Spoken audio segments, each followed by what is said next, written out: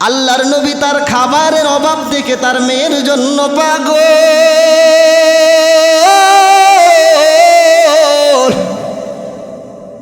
কারণ রাসূল এটা সহ্য করতে পারতেন না। আল্লাহর নবী বড় মায়া লাইগা গেছে, আমার ফাতেমা আমার নাতি হাসান হুসাইন না খেয়ে আসে।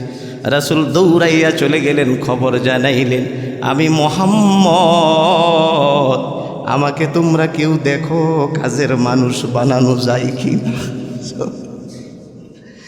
কে আসো, আমি মুহাম্মদকে কাজ দিবা,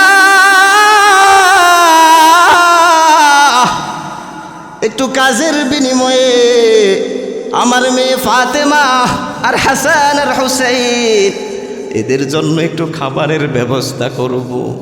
একটা আওয়াজ ভেসে আসলো কাজ থেকে, ইহুদির বাড়ি থেকে, আসো মুহাম্মদ তুমি আমার বাড়িতে আসো, আমার এখানে কাজের দরকার আছে। কি কাজ? আমার পানিগুলো উঠিয়ে উঠিয়ে আমার খেজুরের চারায় দেওয়া লাগবে।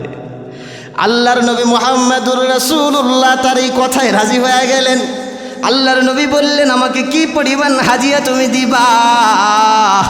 আল্লাহর নবী কূপের কাছে যখন গেলেন, যাওয়ার পর সাথে সাথে ইহুদি নবীর হাতে ওই বালতিটা দিল।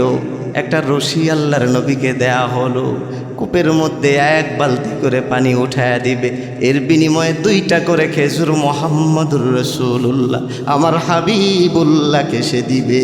সুবহানাল্লাহ। আল্লাহর নবী রাজি হয়ে গেছেন, কারণ তার চিন্তা হলো ফাতেমা কিচ্ছু খায় নাই, নাতি 2টা হাসান আর হুসাইন,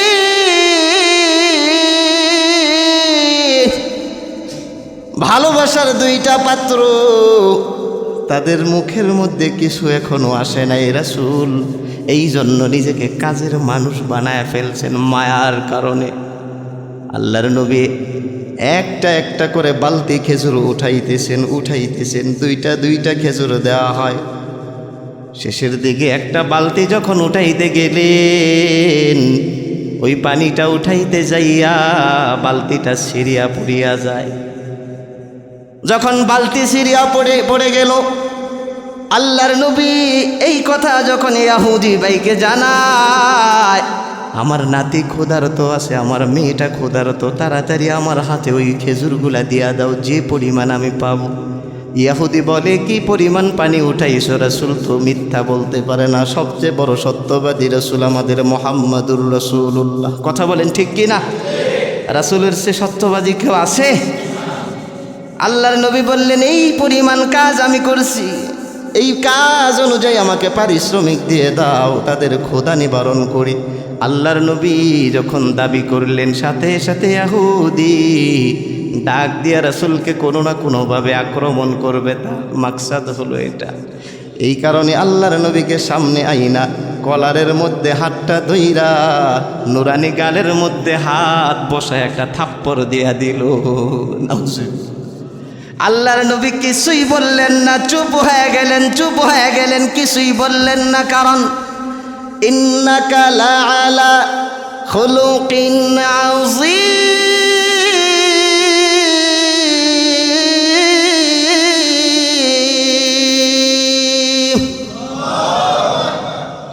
সব চাইতে সুন্দর আখলাকওয়ালা আল্লাহ বানাইছেন আমার হাবিবুল্লাহকে। হাবিবের চাইতে সুন্দর আখলাক দুনিয়ার কোন মানুষকে আল্লাহ দেয় নাই। সুবহানাল্লাহ।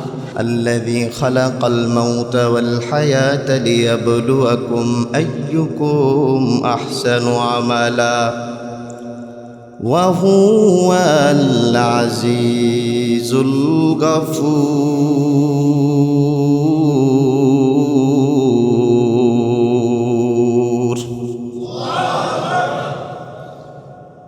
হায়াতের মালিক কে? মৌতের মালিক। পুরো একটা বছর আমরা হায়াত পাইছি, আল্লাহ না বাঁচাইলে বাঁচার সুযোগ আমাদের ছিল না। আমাদের সাথে চলা মানুষ দুনিয়া থেকে বিদায় হয়ে গেছে।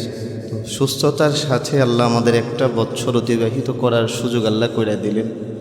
তার গোলামি, 5 বেলার নামাজ সহ সার্বিক সব ইবাদত তার সামনে বিনয়ের সাথে সিজদা, রুকু প্রত্যেকটা আমলের সুযোগ আল্লাহ করে দিয়েছেন সুস্থতার সাথে। এই জন্য আরেকবার শুকর করি, বলি আলহামদুলিল্লাহ। মুহররম মাস শুরু হয়ে গেছে। আমরা যেহেতু মুসলমান, ইমানের দাবি হিসাবে আমাদের কাছে আরবি সনের অনেক বেশি গুরুত্ব আছে। এই জন্য মুহররম মাস আসলে নিয়ম হলো একটু মুহাসাবা করা, গত বছরের আমল কেমন ছিল, এর চাইতে আমলের ক্ষেত্রে আরও উন্নতি বাড়ানো, আরও বেশি সতর্ক হওয়া, বিশেষ করে নামাজের ব্যাপারে সর্বোচ্চ সতর্কতা অবলম্বন করা। আগের যেমন আমল ছিল, আল্লাহর প্রতি গোলামির চিত্র ছিল, এর চাইতে বেশি আন্তরিকতার সাথে আল্লাহর গোলামি যেন আমরা করতে পারি। আল্লাহ আমাদের সামর্থ্য দান করেন বলে আমিন। তো এই মাসটা অনেক বেশি বরকতের। এর মধ্যে আল্লাহ একটা নিয়ম দেয়া রাখছেন রাসূলের মাধ্যমে, যে আমরা মুহররমের 10 তারিখ যখন আসে ওই দিনটাকে আমরা রোজা রাখবার জন্য নির্ধারণ করি। আল্লাহ বোঝাইছেন যে ওই একদিন কেন আমরা রোজা রাখব। এর একটা বিশেষ কারণ হলো যে পুরো 1 বছর বান্দা চলতে যায় ভুল হয়ে যায়, কমতি হয়ে যায়, কোনো ক্ষেত্রে আল্লাহর নাফরমানি হয়ে যায়। যদি একদিন গুরুত্ব নিয়ে কেউ রোজা রাখতে পারে, আল্লাহ তার পূর্বের 1 বছরের গুনাহ আল্লাহ মাফ করে দেয়।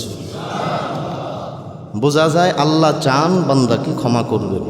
এই জন্য হয়তো আল্লাহ এই চিত্র দিয়ে দিচ্ছে। এই রোজা আসলো কোত্থেকে, এর আগেও আমরা শুনছি, এরপরেও সংক্ষেপ একটু বলা। আল্লাহর নবী হযরত মূসা আলাইহিস সালাম, উনি একজন ক্ষমতাবান নবী ছিলেন। নবী মূসা আলাইহিস সালাম উনি দুনিয়া থেকে বিদায় হওয়ার পর আল্লাহর নবী মুহাম্মদুর রাসূলুল্লাহ সাল্লাল্লাহু আলাইহি ওয়াসাল্লাম তিনি মদিনায় যখন ঢুকলেন, ঢোকার পর চিত্র দেখলেন যে ইহুদিরা এই আশুরার এই একটা দিনে তারা রোজার জন্য নির্ধারণ করে। খোঁজ নিতে চাইলেন, জানতে চাইলেন ব্যাপার কি, আজকের এই দিনে তোমরা কেন রোজা রাখো? তারা উত্তরে বলল যে আজকে আমরা রোজা রাখি, হাদা ইয়াউমুন সালেহ, আজকের এই দিনটা আমাদের কাছে অনেক বেশি উত্তম, অনেক বেশি খায়েরের। কি কারণে উত্তম এটা জানতে যায় আল্লাহর নবী তখন আসল অবস্থা তাদের কাছ থেকে শুনলেন, যেই কথা আল্লাহ কোরআনে বলছে। আল্লাহ বলছেন, হাত্তা ইযা আদরাকাহুল গারাক ক্বালা আমানতু আন্নাহু লা ইলাহা ইল্লাল্লাযী আমানাত বিহি বানু ইসরাঈল ওয়া আনা মিনাল মুসলিমিন।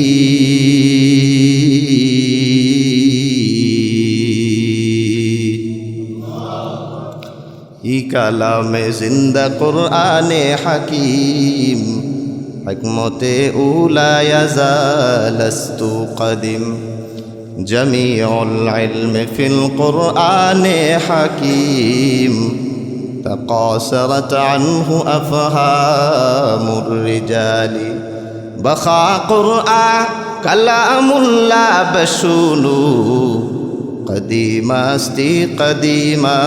استي نينو। সবাই বলি একবার আল্লাহ। আল্লাহর আদেশ ছিল, মূসা তুমি যাও তাড়াতাড়ি ফিরআউনকে এক আল্লাহর প্রতি দাওয়াত দাও। ফিরআউনের কাছে আল্লাহর নবী মূসা যখন দাওয়াত নিয়ে গেছে, ফিরআউন অস্বীকার করে বসে। একটা পর্যায়ে নবী মূসার শত্রু হয়ে গেছে ফিরআউন।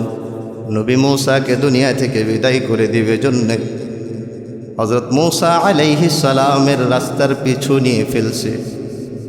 আল্লাহর নবী হযরত মূসা আলাইহিস সালাম এত বেশি ক্ষমতাধর নবী ছিলেন। এরপর আল্লাহর যেহেতু আদেশ, মূসা তুমি হিজরত করো, তুমি ওই অংশ থেকে তুমি বের হয়ে যাও। একটা পর্যায়ে মূসা আলাইহিস সালাম একেবারে কাছাকাছি, পানির কাছাকাছি যখন চলে আসলেন, যাওয়ার কোনো রাস্তা নাই, ওই জায়গায় যখন আটকে গেলেন, মূসা আলাইহিস সালাম আল্লাহর সাহায্য চাইলেন। কারণ সব চাইতে বেশি দামি মানুষ হলো আম্বিয়া আলাইহিমুস সালাম। তারা চাইতে দেরি হয়, আমার আল্লাহ তাদের হাজত মিটাইতে দেরি করে না। সুবহান।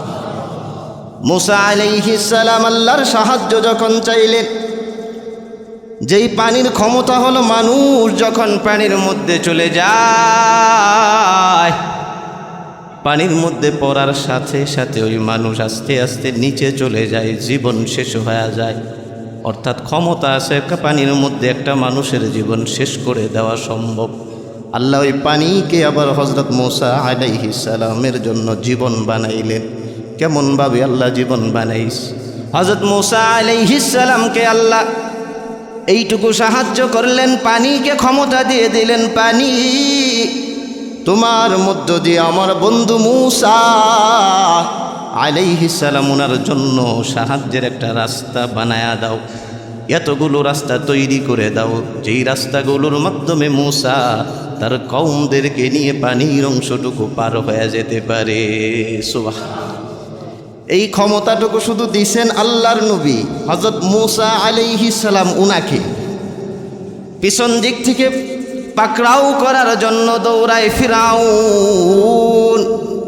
মূসা আলাইহিস সালামের কাছাকাছি যখন চলে আসে, মূসা আলাইহিস সালাম পানির অংশটুকু পার হয়ে গেছে, ফিরাউন রাস্তায় যখন উঠিয়া গেছে, তখন আল্লাহ আবার আদেশ করেছেন, পানি তোর ক্ষমতা আছে, মানুষকে তুই ডুবিয়া মারতে পারিস, আমি আল্লাহ যদি হুকুম দিই, আমি আল্লাহ এখন হুকুম দিলাম, এখন ফিরাউনকে তুই কাদার মধ্যে চুবাইয়া দুনিয়া থেকে বিদায় করে দে। সুবহানাল্লাহ। আল্লাহ যখন আদেশ করছেন, ফিরাউন যখন মরতে গেছে, ফিরাউন তখন বলতেছে, হাত্তা ইজা আদরাকাহুল গরক ক্বালা আমানতু আন্নাহু লা ইলাহা ইল্লাল্লাযী আমানাত বিহি বানু ইসরাঈল ওয়া আনা মিনাল মুসলিমিন, আমি স্বীকার করতেছি আল্লাহর উপর ঈমান আনব।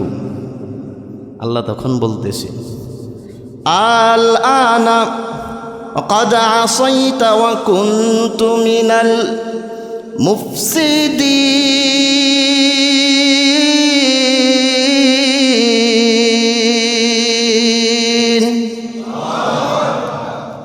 এখন আর ঈমান আনার সুযোগ নাই।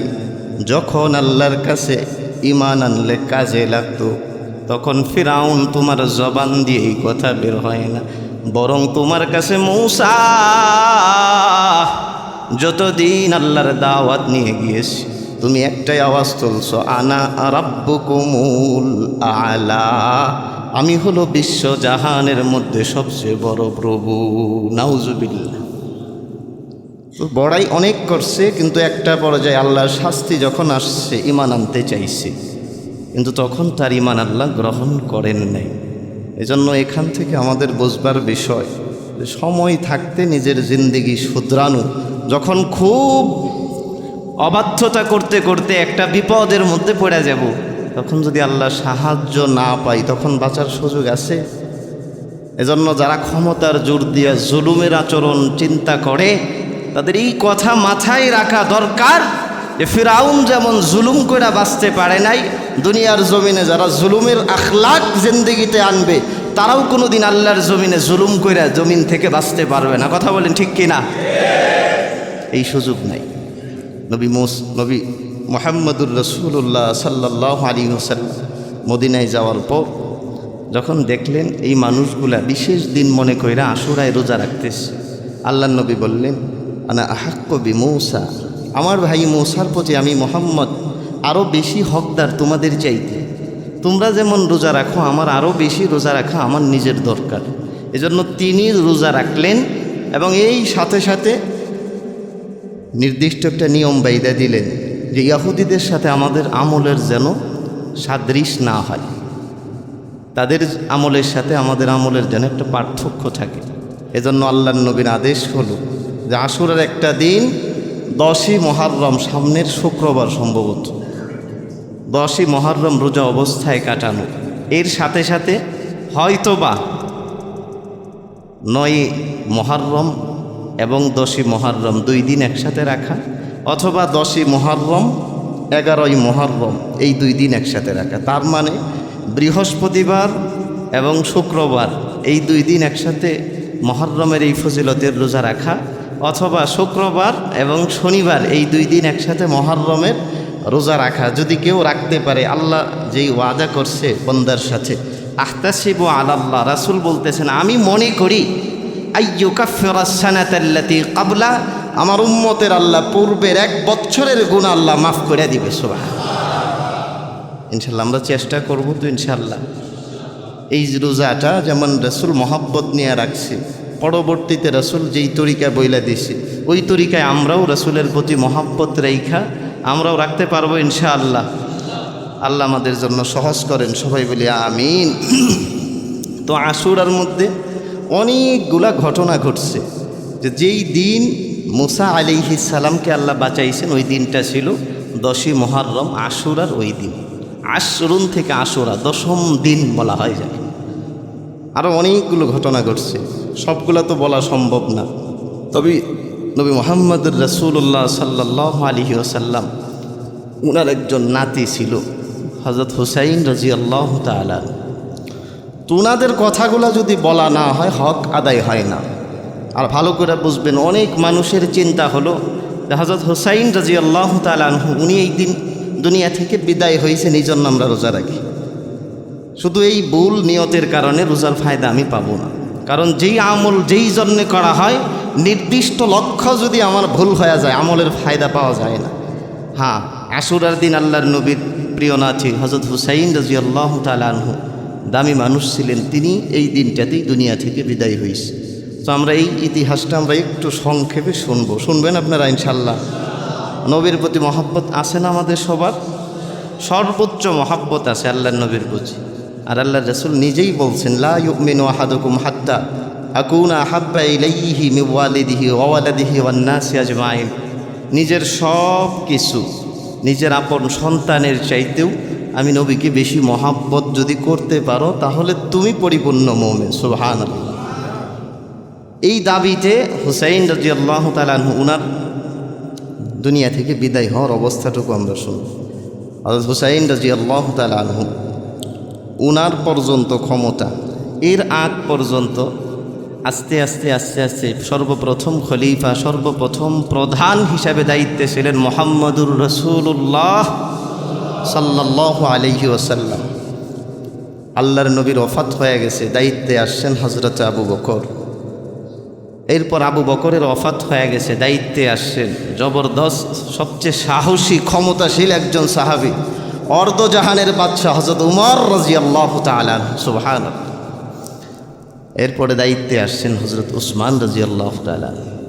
এরপরে দায়িত্বে আসছেন হযরত আলী রাদিয়াল্লাহু তাআলা।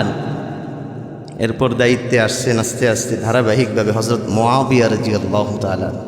নাম কি বললাম? উনি সাহাবী। তো ওনার সন্তান হলো ইয়াজিদ। ওনার সন্তানের নাম কি? ইয়াজিদ। আর এই দিক দিয়ে হযরত হুসাইন রাদিয়াল্লাহু তাআলা তিনি শুধু দুনিয়াতে আছেন। আর রাসূলের গোষ্ঠীর মধ্যে মর্দে মুজাহিদ হযরত হুসাইন দুনিয়াতে বাকি আছে। অন্য অন্য সাহাবীরা আছে, তবে রাসূলের রক্তের মধ্যে হুসাইন আছে। তো ইয়াজিদ যখন বসছে কুফার অংশে, তখন খবর পাঠানো হয়েছে যে দেখো এই জায়গায় ইয়াজিদকে আমরা পছন্দ করি না, তার আচরণ হলো জুলুমের আচরণ। সে মানুষকে জুলুম করায় অভ্যস্ত, এই জন্য ইয়াজিদকে আমরা মানি না। এই জন্য হুসাইন তোমাকে চিঠি প্রেরণ করা হইল, আমাদের দুঃখ কষ্ট আশা করি বুঝবা। এর মূল কারণ হলো তুমি রাসূলের নাতি, রাসূলের রক্তের সাথে কেউ বেঈমানি করবে, এটা তুমি কোনোদিন সহ্য করবা। হযরত হুসাইন রাদিয়াল্লাহু তাআলা খুব সাদা মনে চিঠি পড়লেন, খোঁজ পাইলেন। তো মদিনার মানুষদের চিন্তা ছিল যে আপনি কুফায় সফর করবেন না, কুফায় হিজরত করবেন না, কারণ এই মানুষগুলো বারবার এক একজন মানুষকে কষ্ট দিয়েছে। যেই জায়গায় জন্ম ইমামে আবু হানিফা রাহিমাহুল্লাহ, ওনাকেও কষ্ট দিয়েছিল কুফার মানুষরা। এই জায়গায় অনেক বড় বড় আকাবির যাদেরকে জুলুম করা হয়েছে, এই জন্য ওই জায়গার প্রতি মানুষের আস্থা কম ছিল। এরপর হযরত হুসাইন রাদিয়াল্লাহু তাআলা আনহু তার চাচাতো ভাই মুসলিম বিন আকিলকে পাঠাইলেন। সেই জায়গা থেকে খবর পাইল যে না, অবস্থা নিরাপদ আছে, আপনাকে সবাই চাইতেছে। কিন্তু কিছু সময় পরে মুসলিম বিন আকিল তাকে হত্যা করা হইল। উবাইদুল্লাহ বিন জিয়াদ তার নেতৃত্বে যখন মুসলিম বিন আকিলকে হত্যা করা হয়, তার গলার থেকে মাথাকে আলাদা করে কাইটা মসজিদের সামনে লটকায় রাখা হইল। আর এই কথা বোঝানো হইল যে কেউ যদি ইয়াজিদের বিরোধিতা করে তাহলে তার শরীর থেকে মাথাকে এইভাবে দ্বিখণ্ডিত কইরা এইভাবে টাঙায় রাখা হবে। নাউজুবিল্লাহ। এই অবস্থা তো নবী নাতি হুসাইন রাদিয়াল্লাহু তাআলা আনহু জানেন না। তিনি রওনা হয়ে গেলেন কুফার উদ্দেশ্যে। তার সাথে 40 জন পুরুষ আর 32 জন মহিলা, সর্বমোট 72 জন মানুষ নিয়ে হুসাইন সফর শুরু করলেন। একটা পর্যায়ে হুসাইন রাদিয়াল্লাহু তাআলা আনহু তিনি যখন কুফার কাছে গিয়ে পৌঁছে গেলেন, সাথে সাথে হুসাইন রাদিয়াল্লাহু তাআলা মদিনা থেকে বের হবেন, তখন যেমন চিন্তা ছিল এসে ওই চিন্তার মিল পাইলেন না, অনেক বেশি ব্যবধান। মদিনা থেকে মনে হয়েছে আমার নানা হাবিবুল্লাহকে তো সবাই মহব্বত করে, আমি হুসাইন আমি যেহেতু রওনা দিছি আমাকে সবাই দোয়ার মাধ্যমে গ্রহণ করবে। কিন্তু মদিনা থেকে বের হয়ে যখন কুফায় গিয়ে পৌঁছাইলেন, ওই জায়গায় যাওয়ার পর উবাইদুল্লাহ বিন জিয়াদ সেই ইয়াজিদের পক্ষ থেকে সেনাপতি ছিল, 6000 সৈন্যের বাহিনী নিয়ে দাঁড়ায় গেল। কারণ কানের মধ্যে খবর পৌঁছায় গেছে হুসাইন রওনা দিছে, এই জন্য বাধা দেওয়া লাগবে, তাকে কুফায় ঢুকতে দেওয়া যাবে না। এমনকি ইয়াজিদের বিরোধিতা যারা করে তাদেরকে দুনিয়া থেকে বিদায় করা হয়েছে। হুসাইন যখন সামনে যায় দাঁড়ায় গেছে, সাথে সাথে হুসাইনকে তারা বাধা দেয়। তাকে সর্বপ্রথম তারা অর্ডার করে, আদেশ করে, হুসাইন তুমি যদি ইয়াজিদের রাজত্ব মেনে নাও, ক্ষমতা মেনে নাও, তাহলে হুসাইন তুমি ইয়াজিদের সাথে সাক্ষাৎ করতে পারবা।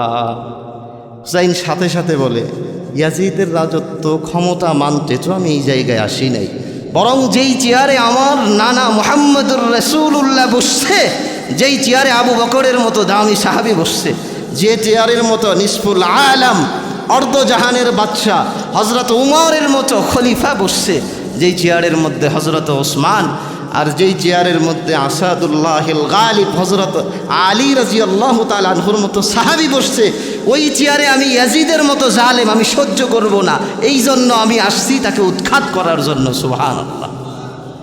ঢুকছে, তার সাথে সাক্ষাৎ করি। উবাইদুল্লাহ বিন জিয়াদ কোনোভাবেই ছাড়বে না, তোমাকে ইয়াজিদের ক্ষমতা মানতে হবে, এরপরে তুমি সামনে যাও অথবা পিছে যাও, সুযোগ দেওয়া হবে। যদি ইয়াজিদের ক্ষমতা তুমি না মানো তাহলে তোমাকে এই জায়গায় এখন নিরাপত্তা দেওয়ার আর সুযোগ নাই। তার মানে বোঝাইছে যে তোমাকে আটকে ফেলা হয়েছে, পিছেও যাইতে পারবে না, সামনেও যাইতে পারবে না, আটকায় ফেলা হয়েছে। ক্ষমতা মানলে ইয়াজিদেরটাই মানতে হবে। বর্তমান অবস্থা আগের অবস্থা যদি আমরা মিলাই আমাদের দেশের অবস্থা, ক্ষমতা না মানলে কোনো ছাড় দেওয়া যাবে না। আর যদি ক্ষমতা মাইনা নেও তাহলে সব সুযোগ সুবিধা দেওয়া হবে। এই চিন্তা সমাজে আছে না নেই? আপনারা বোধহয় বিশ্বাসে কমতি আছে। এই সমাজে আছে না এই বিশ্বাস? এই আগে আরও বেশি ছিল না? অনেক বেশি ছিল, একটু কমছে আগের চেয়ে। তো আশা রাখি আলহামদুলিল্লাহ সবাই যদি একটু সচেতন হয়, মানুষ কিন্তু এখন অনেক আগের চাইতে সজাগ। কিছুদিন আগে এক মানুষ বলতেছে যে হুজুর ফ্যাক্টরি করতে গেলে পিসের ব্যাকআপ লাগে, রাজনৈতিক একটা শক্তি লাগে। ওইটা যদি আপনার না থাকে, ফ্যাক্টরি আপনি আকাশ পরিমাণ উঁচা বানাইলেও আপনার ফ্যাক্টরি টিকবে না। কথা বলেন না, ঠিক না? তার মানে সৎভাবে কেউ টাকা পয়সা উপার্জন করবে, এর মধ্যেও কেমন যেন একটা অসতের বিষয় অনেক সময় চলে আসে। গতকালকের একটা ভিডিও দেখলাম, একজন বিসিএস ক্যাডার, সে বলতেছে আমার দুঃখ লাগে, আমি আগে জানলে বিসিএস ক্যাডার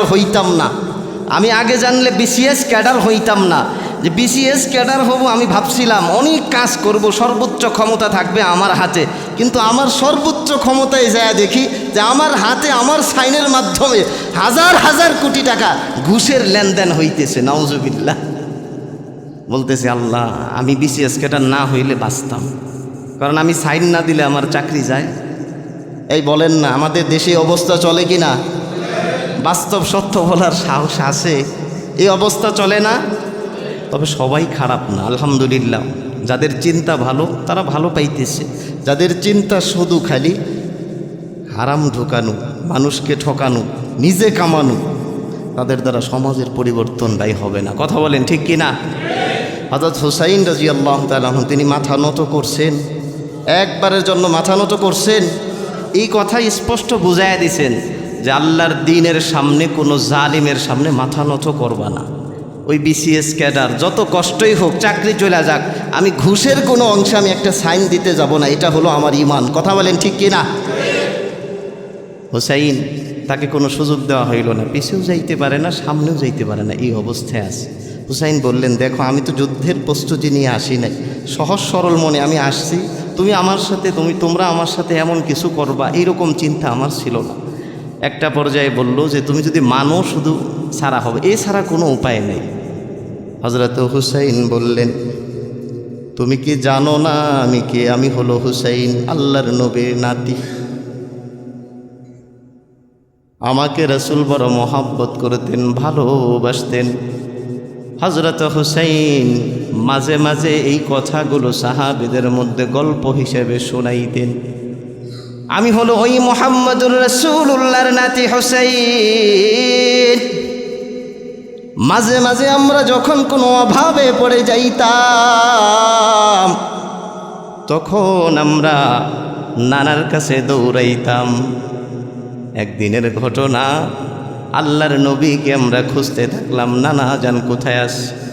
রাতের অন্ধকার হয়ে গেল, এমন জায়গা থেকে ওই জায়গায় যাওয়া লাগবে, কি করা যায় কি করা যায়?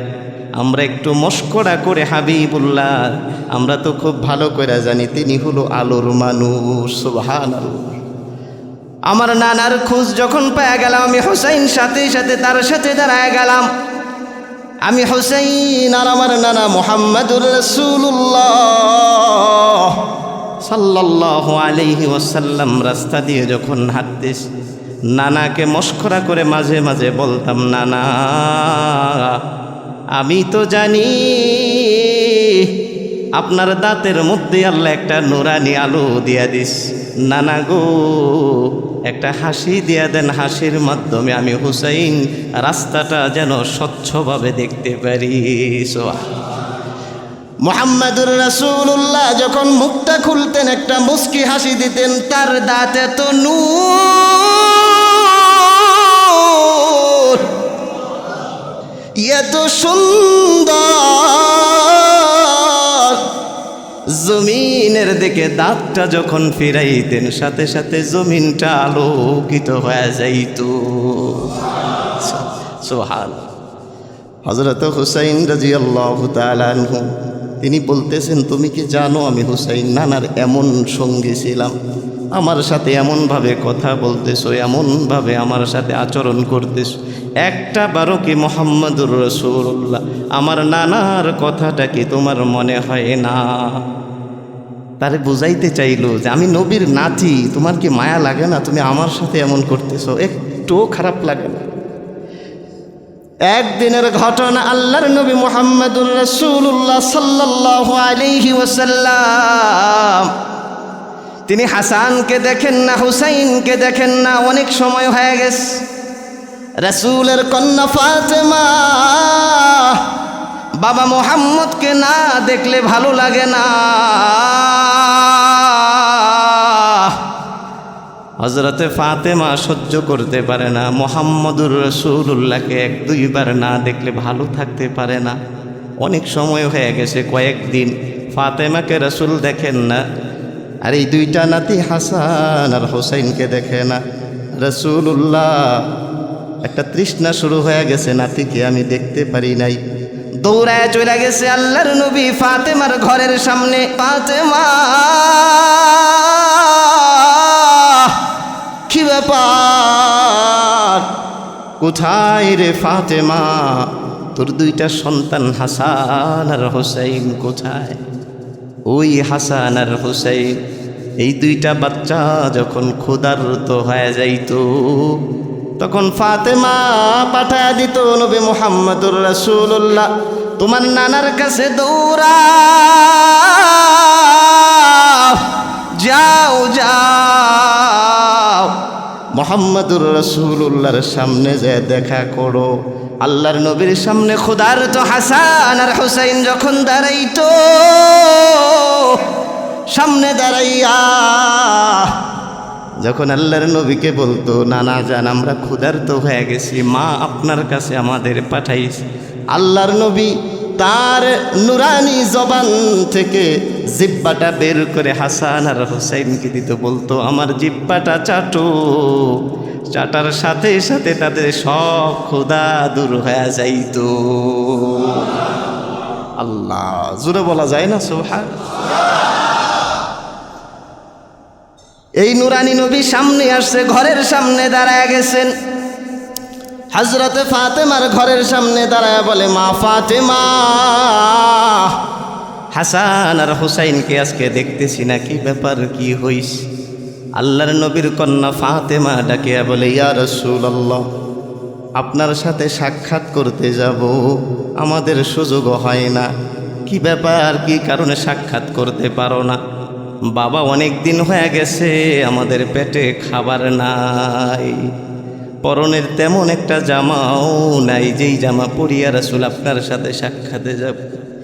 এই কথা শোনা মাত্র আমার হাবিবুল্লাহ চোখ বেয়ে পানি চলে আস। কারণ দুনিয়াতে মানুষ যদি কোনো মানুষকে বেশি মহাব্বত করে, সব চাইতে বেশি মহাব্বত মানুষ তার মেয়ে সন্তানকেই করে। কথা বলেন ঠিক কি না? তিনি হলেন সাইয়্যিদাতু নিসাই আহলিল জান্নাহ, আর তার সাথে দুইজন হলো সাইয়্যিদা শাবাবি আহলিল জান্নাহ। এই সবাই যারা এখানে ঘরে বসবাস করতেছে, কেউ জান্নাতের সর্দার নিয়ে, আর দুইটা বাচ্চা এরা হলো জান্নাতের সর্দার। সুবহান। এরা না খায় আছে, খাবার নাই, এই কারণে ফাতেমা সাক্ষাৎ করতে পারে না। রাসূলের চোখ বেয়ে বেয়ে পানি পড়তেছে। রাসূলে কাঁধে থাকে একটা সবুজ রুমাল টান দিয়ে ফাতেমাকে দিল, ফাতেমা নাও, তুমি এই রুমালটা তোমার পরনে ব্যবহার করো। আল্লাহর নবী আর দেরি করলেন না, বললেন দাঁড়াও আমি আসতেছি।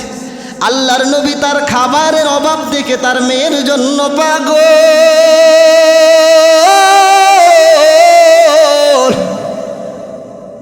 কারণ রাসূল এটা সহ্য করতে পারতেন না। আল্লাহর নবী বড় মায়া লাইগা গেছে, আমার ফাতেমা, আমার নাতি হাসান হুসাইন না খেয়ে আসে। রাসূল দৌড়াইয়া চলে গেলেন, খবর জানাইলেন, আমি মুহাম্মদ, আমাকে তোমরা কেউ দেখো, কাজের মানুষ বানানো যায় কি না? কে আসো? আমি মুহাম্মদকে। আল্লাহর নবী তার খাবারের অভাব দেখে তার মেয়ের জন্য পাগল।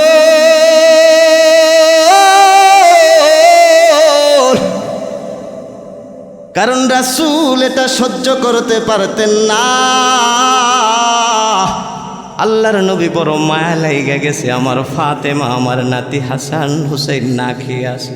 রাসূল দৌড়াইয়া চলে গেলেন, খবর জানাইলেন, আমি মুহাম্মদ, আমাকে তোমরা কেউ দেখো, কাজের মানুষ বানানো যায় কি না? কে আসো? আমি মুহাম্মদকে কাজ দিবা, একটু কাজের বিনিময়ে আমার মেয়ে ফাতেমা আর হাসান আর হুসাইন এদের জন্য একটু খাবারের ব্যবস্থা করব। একটা আওয়াজ ভেসে আসলো কাজ থেকে, ইহুদির বাড়ি থেকে, আসো মুহাম্মদ, তুমি আমার বাড়িতে আসো, আমার এখানে কাজের দরকার আছে। কি কাজ? আমার পানিগুলো উঠিয়ে উঠিয়ে আমার খেজুরের চারায় দেওয়া লাগবে। আল্লাহর নবী মুহাম্মদুর রাসূলুল্লাহ তার এই কথায় রাজি হয়ে গেলেন। আল্লাহর নবী বললেন, আমাকে কি পরিমাণ হাজিয়া তুমি দিবা?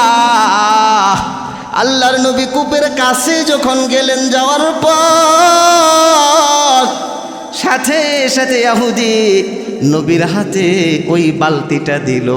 একটা রশি আল্লাহর নবীকে দেয়া হলো, কূপের মধ্যে এক বালতি করে পানি উঠায়া দিবে, এর বিনিময়ে 2টা করে খেজুর মুহাম্মদুর রাসূলুল্লাহ আমার হাবিবুল্লাহকে সে দিবে। সুবহানাল্লাহ। আল্লাহর নবী রাজি হয়ে গেছেন, কারণ তার চিন্তা হলো ফাতেমা কিচ্ছু খায় নাই, নাতি 2টা হাসান আর হুসাইন,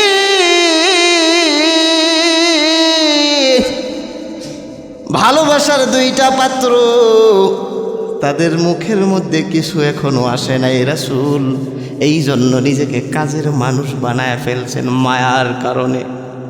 আল্লাহর নবী একটা একটা করে বালতি খেজুর উঠাইতেছেন। 2টা খেজুর দেওয়া হয়। শেষের দিকে একটা বালতি যখন উঠাইতে গেলেন, ওই পানিটা উঠাইতে যাইয়া বালতিটা ছিঁড়িয়া পড়িয়া যায়। যখন বালতি ছিঁড়িয়া পড়ে গেল, আল্লাহর নবী এই কথা যখন ইহুদি ভাইকে জানায়, আমার নাতি ক্ষুধার্ত আছে, আমার মেয়েটা ক্ষুধার্ত, তাড়াতাড়ি আমার হাতে ওই খেজুরগুলা দিয়া দাও, যে পরিমাণ আমি পাবো। ইহুদি বলে, কি পরিমাণ পানি উঠাইছো রাসূল? তো মিথ্যা বলতে পারে না, সবচেয়ে বড় সত্যবাদী রাসূল আমাদের মুহাম্মাদুর রাসূলুল্লাহ। কথা বলেন ঠিক কি না? রাসূলের সে সত্যবাদী কেউ আছে?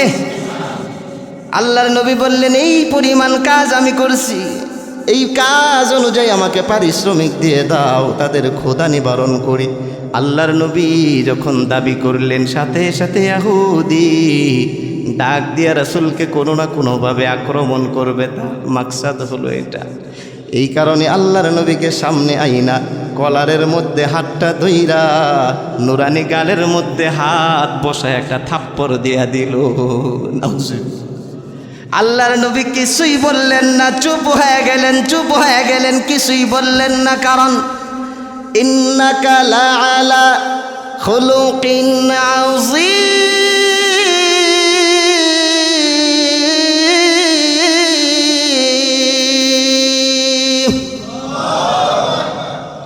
সব চাইতে সুন্দর আখলাকওয়ালা আল্লাহ বানাইছেন আমার হাবিবুল্লাহকে। হাবিবের চাইতে সুন্দর আখলাক দুনিয়ার কোনো মানুষকে আল্লাহ দেয় নাই। সুবহানাল্লাহ।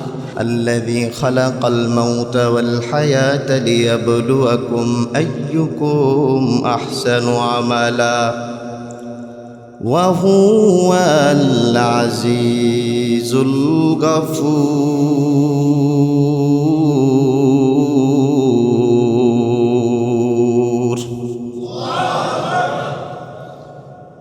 হায়াতের মালিক কে?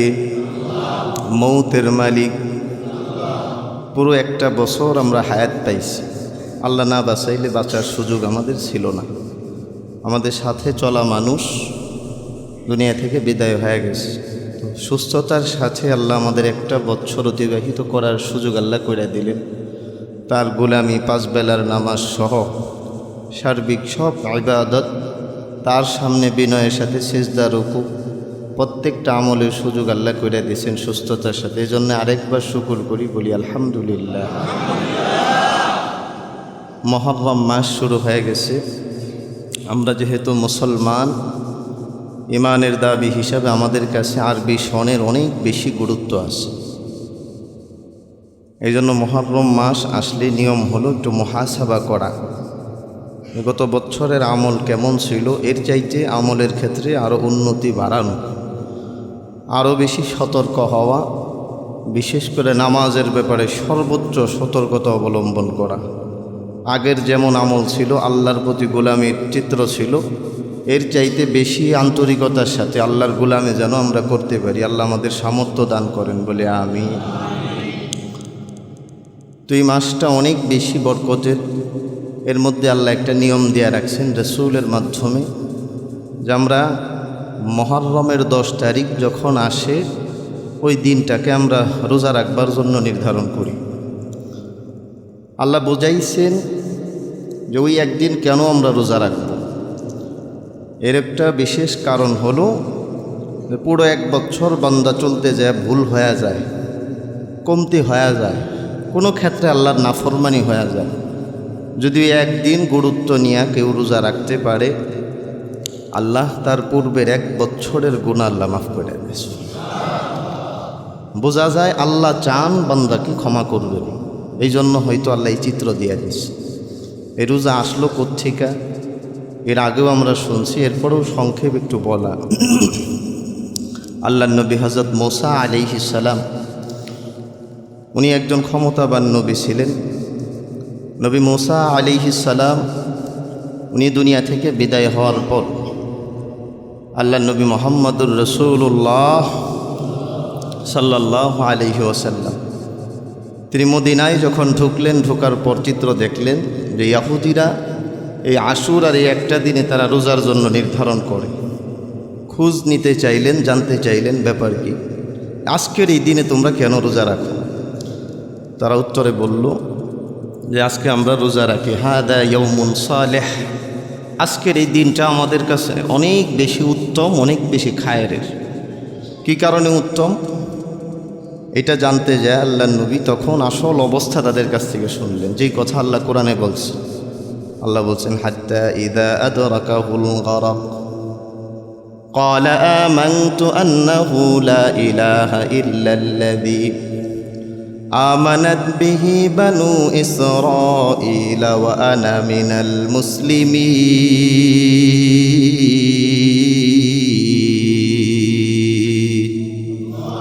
المسلمين كلام زندہ قرآن حكيم حكمت أولى يزالست قديم جميع العلم في القرآن حكيم تقاصرت عنه أفهام الرجال بخا قرآن كلام لا بشولو قديم استي نينو সবাই বলি একবার আল্লাহ। আল্লাহর আদেশ ছিল, মূসা তুমি যাও তাড়াতাড়ি ফিরআউনকে এক আল্লাহর প্রতি দাওয়াত দাও। ফিরআউনের কাছে আল্লাহর নবী মূসা যখন দাওয়াত নিয়ে গেছে, ফিরআউন অস্বীকার করে বসে। একটা পর্যায়ে নবী মূসার শত্রু হয়ে গেছে ফিরআউন। নবী মূসাকে দুনিয়া থেকে বিদায় করে দিবে জন্যে হযরত মূসা আলাইহিস সালামের রাস্তার পিছু নিয়ে ফেলছে। আল্লাহর নবী হযরত মূসা আলাইহিস সালাম এত বেশি ক্ষমতাধর নবী ছিলেন। এরপর আল্লাহর যেহেতু আদেশ, মূসা তুমি হিজরত করো, তুমি ওই অংশ থেকে তুমি বের হয়ে যাও। একটা পর্যায়ে মূসা আলাইহিস সালাম একেবারে কাছাকাছি, পানির কাছাকাছি যখন চলে আসলেন, যাওয়ার কোনো রাস্তা নাই, ওই জায়গায় যখন আটকে গেলেন, মূসা আলাইহিস সালাম আল্লাহর সাহায্য চাইলেন। কারণ সবচাইতে বেশি দামি মানুষ হলো আম্বিয়া আলাইহিমুস সালাম। তারা চাইতে দেরি হয়, আমার আল্লাহ তাদের হাজত মেটাইতে দেরি করে না। সুবহান। মূসা আলাইহিস সালাম আল্লাহর সাহায্য যখন চাইলেন, যেই পানির ক্ষমতা হলো মানুষ যখন পানির মধ্যে চলে যায়, পানির মধ্যে পড়ার সাথে সাথে ওই মানুষ আস্তে আস্তে নিচে চলে যায়, জীবন শেষ হয়ে যায়। অর্থাৎ ক্ষমতা আছে পানির মধ্যে একটা মানুষের জীবন শেষ করে দেওয়া সম্ভব। আল্লাহ ওই পানিকে আবার হযরত মূসা আলাইহিস সালামের জন্য জীবন বানাইলেন। কেমনভাবে আল্লাহ জীবন বানাইস? হযরত মূসা আলাইহিস সালামকে আল্লাহ এইটুকু সাহায্য করলেন, পানিকে ক্ষমতা দিয়ে দিলেন, পানি তোমার মধ্য দিয়ে আমার বন্ধু মূসা আলাইহিস সালাম ওনার জন্য সাহায্যের একটা রাস্তা বানায়া দাও, এতগুলো রাস্তা তৈরি করে দাও, যেই রাস্তাগুলোর মাধ্যমে মূসা তার কওমদেরকে নিয়ে পানির অংশটুকু পার হয়ে যেতে পারে। সুবহান। এই ক্ষমতাটুকু শুধু দিছেন আল্লাহর নবী হযরত মূসা আলাইহিস সালাম। উনাকে পিছন দিক থেকে পাকড়াও করার জন্য দৌড়ায় ফিরআউন। মূসা আলাইহিস সালামের কাছাকাছি যখন চলে আসে, মূসা আলাইহিস সালাম পানির অংশটুকু পার হয়ে গেছে, ফিরআউন রাস্তায় যখন উঠিয়া গেছে, তখন আল্লাহ আবার আদেশ করেছেন, পানি তোর ক্ষমতা আছে, মানুষকে তুই ডুবিয়া মারতে পারিস। আমি আল্লাহ যদি হুকুম দিই, আমি আল্লাহ এখন হুকুম দিলাম, এখন ফিরআউনকে তুই কাদার মধ্যে চুবাইয়া দুনিয়া থেকে বিদায় করে দে। সুবহানাল্লাহ।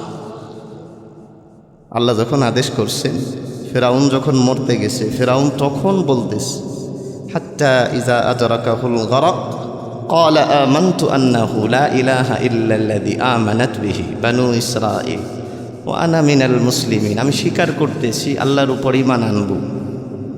আল্লাহ তখন বলতেছে, আল আনা قد عصيت وكنت من المفسدين।